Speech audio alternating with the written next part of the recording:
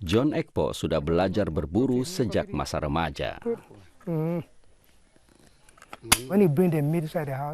Kalau membawa daging pulang, keluarga akan senang. Kalau tidak bawa apa-apa, keluarga tidak senang. Ini sudah tradisi. Kami tidak bisa makan dengan piring kosong. Hari ini, keluarganya makan daging binatang. Spesies terancam seperti monyet atau hewan sejenis landak di Kamerun tidak boleh diburu. Pemburu liar yang tertangkap bisa masuk penjara. Inilah para penjaga Taman Nasional Korup di barat daya Kamerun.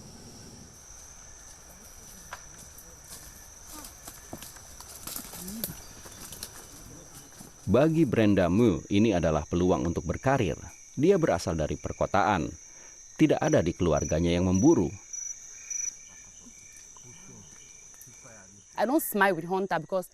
Saya tidak ramah terhadap pemburu. Mereka merusak hutan. Saya juga bisa tegas sebagai perempuan. Apa mereka tidak tahu ada larangan berburu?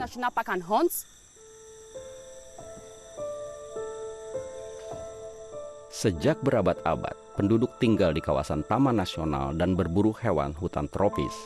Tapi sekarang makin banyak spesies terancam punah, jadi peraturannya diperketat. Pekerja NGO memasuki hutan bersama para ranger. Dengan kamera mereka ingin mendokumentasi populasi yang terus berkurang. Khususnya monyet. Seperti simpanse dan mandril yang terancam.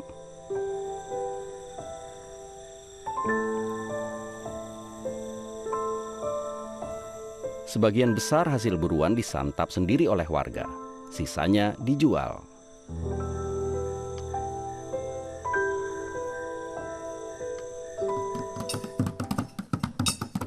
Di Desa Erat, Kepala Taman Nasional datang berkunjung.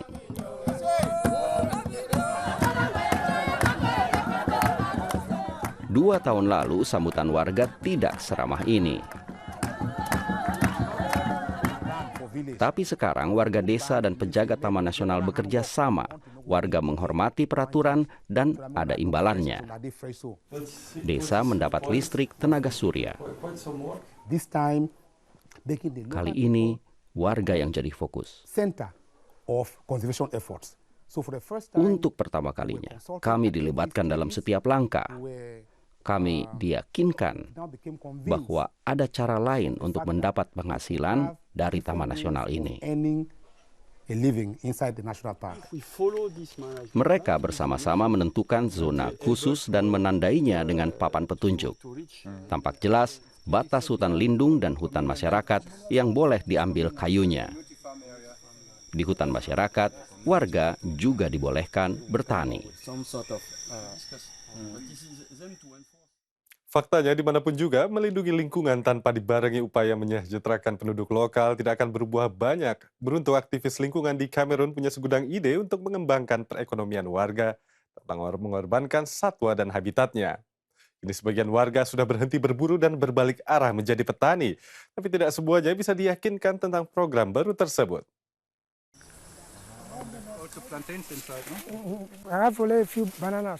John Ekpo, yang berusia hampir 60 tahun, dulunya pemburu. Sekarang dia menanam kakao, pisang, dan mangga. Aktivis lingkungan berharap dia bisa meyakinkan pemburu yang lain. Saya dapat hampir 100.000 francs per tahun dari kakao. Bisa lebih banyak lagi. Panennya sangat mudah. Buah dipecah, ambil bijinya, jemur, lalu tinggal dijual. Lebih mudah ketimbang berburu.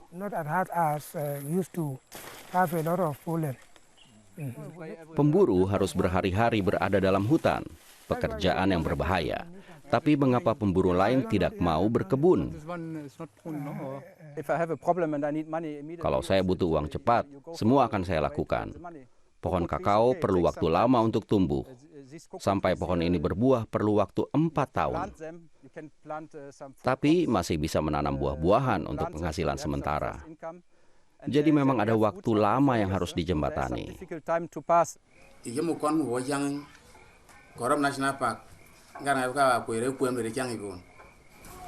Di balai desa, kepala desa meresmikan larangan berburu.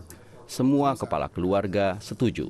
10 pria menyerahkan senjata mereka kepada para aktivis lingkungan.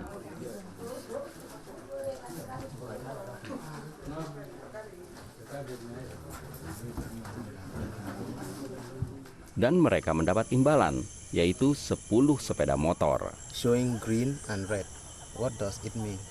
Here in the dashboard. Pria-pria ini diajari cara mengemudi motor. Nantinya mereka bisa mendapat penghasilan sebagai tukang ojek atau sebagai kurir.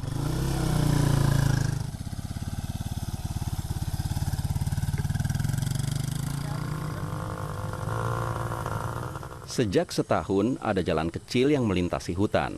Erat sekarang terhubung dengan dunia luar. Dulu untuk mencapai desa ini perlu waktu 6 jam berjalan kaki dari desa terdekat. Di musim hujan, sungai meluap. Penting untuk punya akses ke pasar dan layanan lainnya.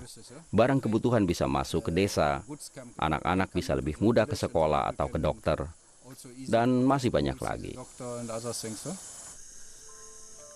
John Ekpo berharap jalan itu tetap berupa jalan kecil, supaya tidak ada pencuri kayu yang datang. Hutan tropis seperti sahabat bagi saya. Kalau hutan ini habis, saya juga merasa ikut mati.